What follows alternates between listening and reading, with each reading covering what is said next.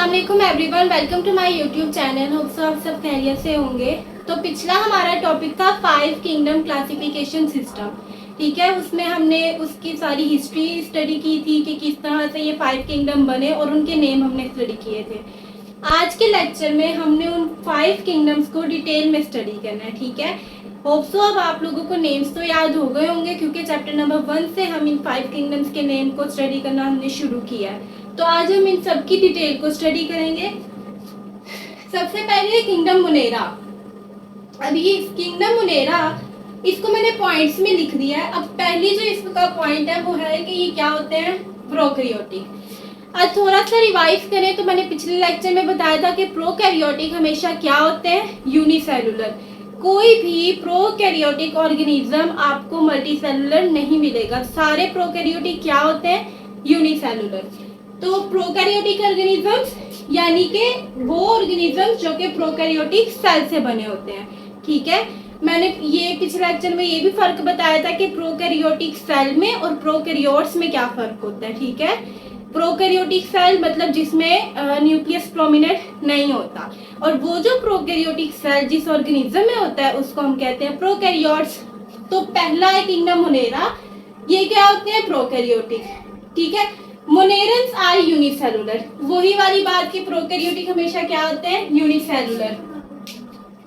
Monerans इनको इसलिए क्या है कि ये किंगडम मोनेरा में है। ठीक है, जैसे प्रोकैरियोटिक सेल होता है जिस ऑर्गेनिज्म में होता है तो हम कहते हैं ये प्रोकैरियोट्स हैं। तो इसी तरह इस किंगडम में जो ऑर्गेनिजम्स हैं यानी किंगडम मोनेरा में जो ऑर्गेनिजम्स हैं उनको हमने क्या कहा है, मोनेरन्स। ठीक है, वो डिफरेंट लफ्ज यूज कर सकता है, तो यहाँ पे आके बच्चे कंफ्यूज हो जाते हैं। आप लोगों ने कंफ्यूज नहीं होना। प्रोकैरियोटिक ऑर्गेनिजम्स, मोनेरन्स, प्रोकैरियोट्स, ये तीनों एक ही चीज है। उसके बाद कि ये रहते कैसे हैं, ये क्या होते हैं, यूनिसेलुलर। अब ये साथ साथ आप पॉइंट याद करते जाएं। प्रोकैरियोट्स होते हैं, यूनिसेलुलर होते हैं, और ये रहते कैसे हैं, चेन्स और क्लस्टर्स की फॉर्म में, यानी होते तो यूनिसेलुलर है। अब ये यूनिसेलुलर करते क्या है कि ये एक दूसरे के साथ ऐसे चेन बना लेते हैं। ये एक सेल यानी एक प्रोकैरियोट, ये दूसरा, ये तीसरा, ये फिर ऐसे एक साथ रहते हैं चेन्स बनाकर, चेन्स बना लेते हैं। या क्लस्टर्स, क्लस्टर्स कहते हैं गुच्छे को। जैसे कोई अंगूरों का गुच्छा होता है तो ये उस फॉर्म में बनते हैं। ठीक है, इस तरह से, या फिर कॉलोनीज की फॉर्म में। ठीक है, यानी इनके रहने का तरीका डिफरेंट होता तो ये यूनिसेलुलर बैक्टीरिया होते हैं, प्रोकैरियोट्स होते हैं, मोनेरन्स होते हैं। लेकिन ये रहते किस तरह है कि एक दूसरे के साथ मिलकर चेन्स बना ली, या फिर क्लस्टर्स बना लिए, या कॉलोनीज बना ली। इस तरह से ये लोग रहते हैं। अब आ जाते हैं इनके मोड ऑफ न्यूट्रिशन में कि ये इनका मोड ऑफ न्यूट्रिशन क्या है। इसमें से जो ज्यादातर है ना वो होते हैं हेटेरोट्रॉफ्स। बेसिकली इस किंगडम में दोनों टाइप्स पाई जाती हैं, हेटेरोट्रॉफ्स भी होते हैं और ऑटोट्रॉफ्स भी होते हैं। लेकिन मोस्टली ज्यादातर जो है ना इसमें हेटेरोट्रॉफ्स पाए जाते हैं, यानी कि जो दूसरों पे डिपेंड करते हैं। आपने देखा होगा ज्यादातर गली सड़ी चीजों पे जो होते हैं बैक्टीरिया पाए जाते हैं। ठीक है, यानी कि ये उन मैटर्स से, उन ऑर्गेनिक मैटर से अपनी खुराक को लेते हैं। लेकिन कुछ जो होते हैं वो ऑटोट्रॉफ्स भी होते हैं, जैसे कि उसकी एग्जांपल दी हुई है सियानोबैक्टीरिया। ठीक है, नेम क्या है, सियानोबैक्टीरिया। ये एक बैक्टीरिया का नेम है जो कि क्या होता है, ऑटोट्रॉफ्स होता है। ये क्या करता है कि फोटोसिंथेसिस करता है और अपनी खुराक खुद बनाता है। और ये क्यों करता है, क्योंकि इसके अंदर क्या होता है, क्लोरोफिल। क्लोरोफिल है तभी वो फोटोसिंथेसिस करता है, तभी वो ऑटोट्रॉफ कहलाता है। और जिसमें क्लोरोफिल नहीं होता वो हेटेरोट्रॉफ्स होते हैं और फिर वो दूसरी चीजों से अपनी खुराक को हासिल करते हैं। तो ये हमारा किंगडम मुनेरा हो गया। आगे किंगडम प्रोटिस्टा, ये थर्ड किंगडम था। जब हमने 3 किंगडम सिस्टम पढ़ा था वहां पे जो तीसरा किंगडम बना था वो प्रोटिस्टा था। ठीक है, और ये क्यों बना था कि एक लिमिटेशन थी, एक ड्रॉबैक था कि साइंटिस्ट को इतराज था कि एनिमल्स और प्लांट्स तो ये किंगडम हो गया, लेकिन ऐसे ऑर्गेनिजम्स जिनमें दोनों टाइप्स की प्रॉपर्टीज पाई जाती हैं फिर उनको हम किस किंगडम में रखें। तो ये ड्रॉबैक खत्म करने के लिए ये वाला किंगडम बना था, किंगडम प्रोटिस्टा। ठीक है, यानी कि इस किंगडम में वो सारे ऑर्गेनिज्म, वो वाले ऑर्गेनिज्म होंगे जिसमें जो प्रॉपर्टीज है वो मिलती जुलती होंगी। प्लांट्स की तरह भी होंगे, एनिमल्स की तरह भी होंगे और फंजाई की तरह भी होंगी। अब स्टडी कर पहला पॉइंट है कि ये क्या होते हैं, यूकेरियोट्स। एक और बात कि जो पहला किंगडम है ना, किंगडम मोनेरा, वो उस किंगडम में सिर्फ कौन से ऑर्गेनिज्म है, प्रोकैरियोटिक। बाकी जो चारों किंगडम्स है ना, उनमें यूकेरियोट्स पाए जाते हैं। और प्रोकैरियोट्स हमेशा क्या होते हैं, यूनिसेलुलर, लेकिन जो यूकेरियोट्स होते हैं वो मल्टी सेलुलर हो सकते हैं और वो यूनिसेलुलर भी हो सकते हैं। सिर्फ पहला किंगडम है जिसमें प्रोकैरियोटिक ऑर्गेनिजम्स पाए जाते हैं, बाकी चारों में यूकेरियोटिक। अब इसमें यूकेरियोट्स पाए जाते हैं। अब वो यूकेरियोट्स, अब अगला क्वेश्चन है कि वो यूकेरियोट्स यूनिसेलुलर होंगे कि मल्टी सेलुलर। तो इसका पॉइंट है कि वो होते तो यूनिसेलुलर है, कुछ उसमें से यूनिसेलुलर होते हैं और कुछ उसमें से सिंपल मल्टी सेलुलर होते हैं, ठीक है। अब मल्टी सेलुलर की भी टाइप्स होती हैं, एक होते हैं सिंपल मल्टी सेलुलर और एक होते हैं कॉम्प्लेक्स मल्टी सेलुलर। अब ये जो ह्यूमंस हैं या एनिमल्स हैं या जो प्लांट्स हैं वो है कॉम्प्लेक्स मल्टी सेलुलर। अब कुछ माइक्रो ऑर्गेनिजम्स होते हैं वो होते हैं सिंपल मल्टी सेलुलर। अब ये सिंपल मल्टी सेलुलर क्या होते हैं, ये जो मल्टी सेलुलर होते हैं इसमें जो है ना टिश्यूज नहीं बनते, ठीक है। हमने ये स्टडी किया था ना कि सेल्स मिलके टिश्यू बना देते हैं, फिर टिश्यू से ऑर्गन। लेकिन इसमें क्या होता है कि मल्टी सेलुलर्स तो पाए जाते हैं, एक से ज्यादा सेल तो होते हैं, लेकिन वो टिश्यू नहीं बनाते, फिर टिश्यू नहीं बनते तो ऑर्गन नहीं बनते। और इसमें क्या नहीं होते, सेक्स ऑर्गन्स नहीं होते, ठीक है। यानी कोई भी माइक्रो ऑर्गेनिज्म में ये वाला केस नहीं होता कि ये मेल माइक्रो ऑर्गेनिज्म है या फिर ये फीमेल माइक्रो ऑर्गेनिज्म है। जो सिंपल मल्टी सेलुलर होते हैं ना उसमें यानी सेक्स ऑर्गन्स नहीं होते। ऑब्वियसली जब उसमें टिश्यू नहीं बनते तो उसमें ऑर्गन्स नहीं बनते, और उनमें ये वाला केस नहीं होता कि मेल फीमेल वाला, ये केस नहीं होता, ठीक है। और उसमें एम्ब्रियो नहीं बनता, ठीक है। जैसे ह्यूमंस है कि एक प्रॉपर रिप्रोडक्शन होती है, एम्ब्रियो बनता है और फिर जाके जो है ना नए ऑफस्प्रिंग्स बनते हैं, ऐसा नहीं होता। इनमें क्या होता है कि सिंपल से जो है ना एक सेल दो हिस्सों में डिवाइड हो जाता है माइटोसिस के जरिए, ठीक है। यानी इसमें मेल या फीमेल की जरूरत नहीं होती, ना ही इसमें सेक्सुअल रिप्रोडक्शन होती है, इसमें जो होती है एसेक्सुअल रिप्रोडक्शन होती है, ठीक है। दोबारा बताती हूँ कि सिंपल मल्टी सेलुलर कौन से होते हैं जिसमें सेक्स ऑर्गन्स ना हो, यानी कि जैसे आप प्लांट्स देख लें, प्लांट्स में भी मेल फीमेल का केस होता है, ठीक है। उसमें भी एक सीड होता है, सीड से जो है एम्ब्रियो बनता है और एम्ब्रियो से फिर पूरा प्लांट बनता है। लेकिन इनके केस में जो सिंपल मल्टी सेलुलर होते हैं ना, इनके केस में मेल या फीमेल पार्ट की जरूरत नहीं होती। इसमें एक ही ऑर्गेनिज्म में सेल जो है ना दो हिस्सों में माइटोसिस के जरिए डिवाइड हो सकता है, यानी इसमें एसेक्सुअल रिप्रोडक्शन होती है, इसमें एम्ब्रियो नहीं बनते और सेक्स ऑर्गन्स नहीं होते। ये दो पॉइंट है सिंपल मल्टी सेलुलर के। ये एमसीक्यूज में भी आ सकता है कि सिंपल मल्टी सेलुलर क्या होते हैं, या डिफाइन भी आ सकती है। तो यही है कि ऐसे ऑर्गेनिजम्स जिसमें सेक्स ऑर्गन्स ना हो और जिसमें एम्ब्रियो ना हो, ठीक है। ये क्या होते हैं, यूकेरियोट्स, यूनिसेलुलर या फिर सिंपल मल्टी सेलुलर। अब आ जाते हैं, इसमें 3 टाइप्स है। एल्गी होती है, एल्गी यानी कि जो प्लांट की तरह होती है, क्योंकि हमने अभी पढ़ा कि इस किंगडम में वो वाले ऑर्गेनिजम्स होंगे जिनकी प्रॉपर्टीज दूसरे ऑर्गेनिजम्स के साथ मिलती जुलती होंगी, ठीक है।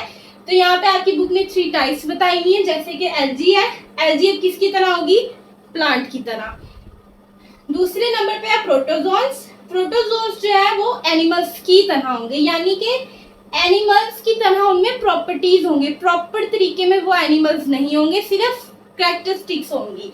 और एल्गी भी प्रॉपर तरीके से प्लांट नहीं होगी, हम उसको किंगडम प्लांटी में इंटर नहीं कर रहे, बस उसमें कुछ कैरेक्टरिस्टिक्स होंगी जो कि प्लांट की तरह होंगी। इसी तरह कुछ प्रोटिस्ट होंगे जो कि फंजाई की तरह होंगे।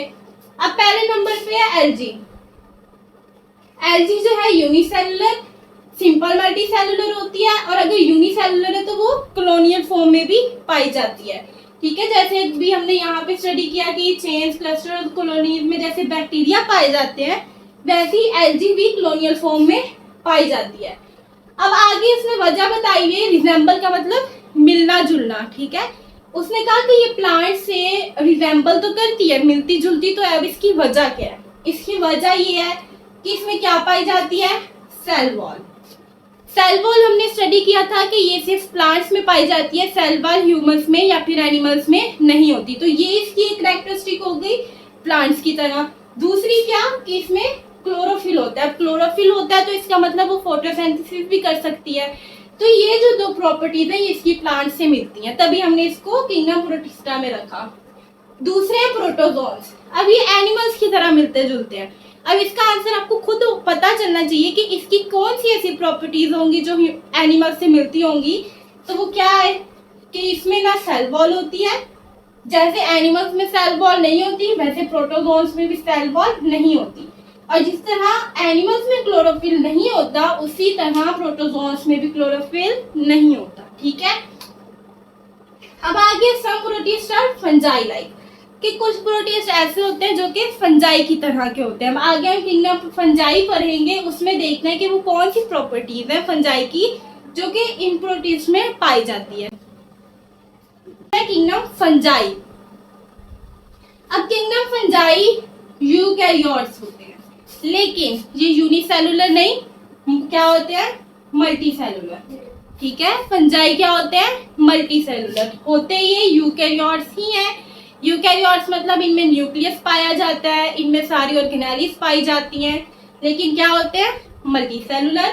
ठीक है, मोड ऑफ न्यूट्रिशन इनका क्या है हेटेरोट्रॉफ्स, यानी कि ये खुद खुराक नहीं बना सकते। और इसकी एग्जांपल बुक में दी हुई है जैसे कि मशरूम भी एक फंजाई है। ठीक है, अब आगे बताया हुआ है कि ये जो फंजाई हैं ये डिकम्पोजर्स होते हैं। डिकम्पोजर्स मतलब ऐसे ऑर्गेनिजम्स जो कि तोड़ फोड़ करते हैं चीज़ों की। ठीक है, बड़े मॉलिक्यूल्स को उनकी तोड़ फोड़ करके उनको छोटे मॉलिक्यूल्स में जो है ना चेंज कर देते हैं और फिर उनको खाते हैं। ठीक है, कैसे मैं ये समझा देती हूँ। पहला ये एमसीक्यूज भी आता है कि फंजाई क्या होते हैं डिकम्पोजर्स, ये बात आपने याद रखनी है। अब ये डिकम्पोजर्स कैसे होते हैं कि ये रहते हैं डेड ऑर्गेनिक मैटर पे। ठीक है, डेड ऑर्गेनिक मैटर पे ये रहते हैं, जैसे कोई एनिमल मर गया, ठीक है, उस पे रह लिया, या कोई खुराक ऐसी है जो खराब है, ऑर्गेनिक मैटर पे ये ज्यादातर रहते हैं। ठीक है, उसके बाद क्या करते हैं ये सीक्रेट एंजाइम्स। ठीक है, मतलब कि ये एंजाइम्स को जो है ना सीक्रेट करते हैं। वो एंजाइम्स अब क्या होती हैं, एंजाइम्स जो है ना एक प्रोटीन होती है, ये प्रोटीन क्या करती है ब्रेक डाउन। ठीक है, इस प्रोटीन का क्या काम होता है ब्रेक डाउन। ये अपने जिस्म मतलब के जो फंजाई होते हैं ये अपनी बॉडी में से ये एंजाइम्स को सीक्रेट करते हैं उस ऑर्गेनिक मैटर पे। फिर ये एंजाइम्स क्या करते हैं कि उस ऑर्गेनिक मैटर की ब्रेक डाउन करते हैं। ठीक है, क्योंकि ये जो ऑर्गेनिक मैटर होते हैं ये बड़े बड़े मॉलिक्यूल्स होते हैं और इन मॉलिक्यूल्स को फंजाई जो है वो डायरेक्ट नहीं ले सकता, उसको छोटे मॉलिक्यूल्स की ज़रूरत होती है। तो इसके लिए वो क्या करता है एंजाइम्स को सीक्रेट करता है। ये जो एंजाइम्स एक प्रोटीन होती है जो कि इसकी ब्रेक डाउन करती है। ब्रेक डाउन का मतलब इसको छोटे छोटे मॉलिक्यूल में चेंज कर देती है। फिर क्या होता है कि ये जो फंजाई होते हैं इस छोटे छोटे मॉलिक्यूल्स को एब्जॉर्ब कर लेता है। ठीक है, ये है फंजाई का मोड ऑफ न्यूट्रिशन। मतलब फंजाई होते तो हेटेरोट्रॉफ्स हैं। अब देखो हेटेरोट्रॉफ्स है तो हमने इसको एनिमेलिया में क्यों नहीं शामिल किया, इसीलिए नहीं किया क्योंकि एनिमल्स जो होते हैं वो खुराक को इंजेस्ट करते हैं, निगल लेते हैं। जैसे हम खुराक को चुबाते हैं और निगल लेते हैं, लेकिन ये होते तो हेटेरोट्रॉफ्स हैं, लेकिन इनका मोड ऑफ न्यूट्रिशन एब्जॉर्प्टिव होता है कि ये अपनी खुराक को जज़ब करते हैं। ये एनिमल्स की तरह खुराक को निगलते नहीं है। और ये जज़ब किस तरह करते हैं कि जिस ऑर्गेनिक मैटर पे ये रहते हैं वहां पे ये जो है ना सीक्रेट करते हैं एंजाइम्स को। ठीक है, एंजाइम्स को रिलीज करते हैं।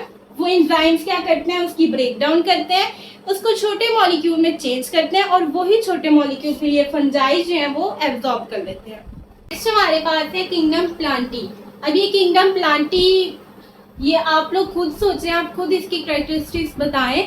ठीक है, और इसको मुझे ख्याल है कि समझाने की भी ज़रूरत नहीं है, हम साथ साथ देख लेते हैं इसकी क्या कैरेक्टरिस्टिक्स हैं जो कि हम बचपन से ही स्टडी करते आ रहे हैं। ये क्या होते हैं यूकैरियोट्स। ये बात तो अब रट जानी चाहिए कि पहला किंगडम उसको छोड़ के बाकी चारों किंगडम क्या होंगे उसमें यूकैरियोटिक एनिमल्स यूकैरियोटिक ऑर्गेनिजम्स। कौन से होते हैं ये मल्टी सेलुलर। ये भी बात बताने की नहीं है, प्लांट्स आप सबको पता है मल्टी सेलुलर होते हैं, उसमें मेल फीमेल पार्ट्स की ज़रूरत होती है। ठीक है, कॉम्प्लेक्स मल्टी सेलुलर होते हैं। कॉम्प्लेक्स कैसे कि उसमें सेक्स ऑर्गन्स भी होते हैं और एम्ब्रियो भी बनता है। और क्या होते हैं ऑटोट्रॉफ्स, अपनी खुराक खुद बना सकते हैं। ये भी हम बचपन से स्टडी करते आ रहे हैं। और बाकी आगे वही बात बताई हुई है कि इसमें सेक्स ऑर्गन्स होते हैं और एम्ब्रियो बनता है। एम्ब्रियो एक मुकम्मल इंडिविजुअल को कहते हैं, ठीक है। अब आप देखें, जब रिप्रोडक्शन होती है तो एकदम से मुकम्मल जो है ना इंडिविजुअल नहीं बन जाता, डिवीजन होती है, ठीक है। एक सेल जो है वो डिवाइड होता है, उसमें जो है जाइगोट बनता है, फिर जाके जो है ना पूरा एम्ब्रियो बनता है, यानी कि एक इंडिविजुअल की फॉर्म बनती है। जैसे अगर आप प्लांट्स में देख लें तो एकदम से तो पूरा प्लांट नहीं ना बन जाता, पहले उसमें सीड बनेगा, ठीक है। सीड के बाद जो है ना एम्ब्रियो बनता है। एम्ब्रियो एक मतलब कि इंडिविजुअल की फॉर्म में, मुकम्मल एक इंडिविजुअल की फॉर्म में आ जाता है, उसके बाद पूरा एक प्लांट बनता है। अभी मैं आप लोगों को इतना ही बता सकती हूँ, आगे मजीद टॉपिक्स आएंगे तो आप लोगों को समझ आ जाएगा कि ये एम्ब्रियो आखिर क्या चीज़ है, ठीक है। बाकी अभी शॉर्ट फॉर्म में बता सकती थी मैं जितना, तो मैंने उतना आपको बता दिया। अगर किसी को नहीं समझ में आती तो उसके लिए माजरत। उसके बाद है एग्जाम्पल इसमें बताई गई हैं, मोसिस, फर्न्स और फ्लोरिंग प्लांट्स। मोसिस और फर्न्स कहते हैं छोटे छोटे प्लांट्स को, ठीक है, जैसे कि घास वगैरह होती है, सही है, यानी उसमें जो है ना सिंपल जुबान में छोटी छोटी जो घास वगैरह होती है उसको हम कहते हैं मोसिस फर्न्स, और जो बड़े प्लांट्स होते हैं उनको हम कहते हैं फ्लोरिंग प्लांट्स। उसके बाद आ जाते हैं किंगडम एनिमेलिया। किंगडम एनिमेलिया ये क्या होते हैं, यूकेरियोटिक, मल्टीसेलुलर। अभी कौन से मल्टीसेलुलर होंगे, सिंपल या कॉम्प्लेक्स? ऑब्वियसली कॉम्प्लेक्स मल्टीसेलुलर, ठीक है। और ये क्या होते हैं, कंज्यूमर्स। कंज्यूमर्स मतलब खुराक को निगल लेते हैं, ठीक है। जैसे फंजाई क्या थे, डिकम्पोजर्स, के वो खुराक की तोड़फोड़ करते थे, लेकिन ये खुराक को चुबाकर निगल लेते हैं। Ingest food with cavities. Cavities मतलब जैसे हमारी ये ओरल कैविटी यानी माउथ, इसमें हमारे जो दांत वगैरह हैं, डिफरेंट कैविटीज की मदद से फिर हम इसको चुबाकर निगल लेते हैं। और इसमें क्या नहीं होती, सेल वॉल नहीं होते, ये भी इंपॉर्टेंट एमसीक्यूज है। और ये मेन डिफरेंस है प्लांट्स में और एनिमल्स में, कि प्लांट्स में सेल वॉल होती है और एनिमल्स में सेल वॉल नहीं होती। अब ये वैसे basically most important long question है इस चैप्टर का, मोस्ट इम्पॉर्टेंट लॉन्ग क्वेश्चन है। और बायोलॉजी में आपने शॉर्ट क्वेश्चन हो या लॉन्ग क्वेश्चन हो, उसमें डायग्राम तो लाजमी ऐड करनी होती है। जिस क्वेश्चन में डायग्राम ऐड होती है तो कोशिश किया करें डायग्राम्स बनाया करें। अब मैंने यहाँ पे ये सिंपल सी डायग्राम थी, ये मैंने एंड में बनाई हुई है। आप चाहें तो डायग्राम को स्टार्टिंग में बना सकते हैं, कहीं सेंटर में बना सकते हैं, या फिर लास्ट में भी बना दें, कोई इशू नहीं है। लेकिन डायग्राम्स बायोलॉजी में मोस्ट इम्पोर्टेंट है, आप डायग्राम्स बनाया करें, ठीक है। अभी से प्रैक्टिस करेंगे तो आपकी डायग्राम्स की जो है ना सही प्रैक्टिस हो जाएगी, पेपर तक आप उसको आसानी से बना पाएंगे। अगर आप लोगों ने जो है ना सुस्ती की तो पेपर्स के नजदीक जाके आप लोगों को मुश्किल होगी। तो ये डायग्राम है, सबसे पहले मोनेरा किंगडम, फिर प्रोटिस्टा। अच्छा, एक बुक में लास्ट लाइन दी हुई थी कि साइंटिस्ट का ये मानना है कि सबसे पहले किंगडम मोनेरा आया और किंगडम मोनेरा से जो है ना बाकी किंगडम्स बने, ठीक है। उसको फिर उन्होंने इस डायग्राम की फॉर्म में भी बताया हुआ है। अब इस बात का मतलब क्या है, अब उस लाइन को याद करने की जरूरत नहीं है, बस के डायग्राम बना दीजिएगा। लेकिन आप लोगों को समझाने के लिए मैं बता देती हूँ। अब हमने स्टडी किया था कि किंगडम मोनेरा में कौन से ऑर्गेनिजम्स होते हैं, बैक्टीरिया, ठीक है, यानी प्रोकैरियोट्स होते हैं। तो अगर हम अब साइंस के मुताबिक देखें, वैसे इस्लामिक तरीके से देखें तो हम ये कहते हैं ना कि दुनिया में सबसे पहले हजरत आदम आए। लेकिन अगर हम साइंस के तरीके से देखें तो साइंस का ये कहना है कि दुनिया में सबसे पहले प्रोकैरियोटिक सेल आया, ठीक है। प्रोकैरियोटिक सेल यानी वो सेल आया जिसमें न्यूक्लियस ना वाज़े था, न इतनी कोई अच्छी ऑर्गेनेलिस थी, यानी कि बैक्टीरिया। साइंस का कहना है कि दुनिया में सबसे पहले बैक्टीरिया आया, बैक्टीरिया से बाकी ऑर्गेनिजम्स बने, यानी वक्त के साथ साथ जैसे मॉडिफिकेशन होती हैं, तब्दीलियां आती हैं, तो इसी तरह उस बैक्टीरिया के सेल में जो है ना पहले न्यूक्लियस प्रोमिनेंट हुआ, फिर प्रोकैरियोट से यूकैरियोट बने, फिर बैक्टीरिया से डिफरेंट ऑर्गेनिजम्स बने, फिर जाके जो है ना हमारे पास बंदर बने, फिर बंदर से जो है ना ह्यूमंस बने। मतलब ये सारी जो है ना ये साइंस की एक थ्योरी है जिसमें मुस्लिम्स बिलीव नहीं करते, लेकिन साइंस का यही कहना है। तो इस लास्ट लाइन में यही बताया हुआ है। अब हम देखें तो किंगडम मोनेरा में ऑर्गेनिजम्स कौन से हैं, प्रोकैरियोट्स, और प्रोकैरियोट्स कौन है, बैक्टीरिया।